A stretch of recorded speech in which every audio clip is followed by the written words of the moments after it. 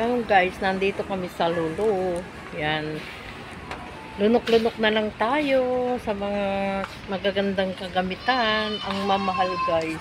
Pero, sabagay, it's original. Yan.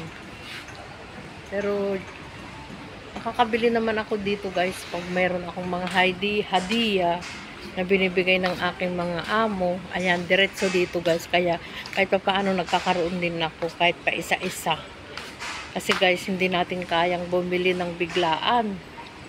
Dahil alam nyo, mahirap dahil ang hirap mag-budget guys ng sahod. Ang sahod namin hindi tumataas guys, pero ang bilihin biglang taas. Kaya yan, mahirap guys ang mamili ng biglaan. Kaya unti-unti lang, isa-isahin lang guys. Yan guys. So, ayan. Yan muna ang ma-share ko sa inyo. Nandito kami guys sa Lulu Supermarket. Ang laki guys ng Lulu. And guys, for now, thank you for watching. Bye-bye.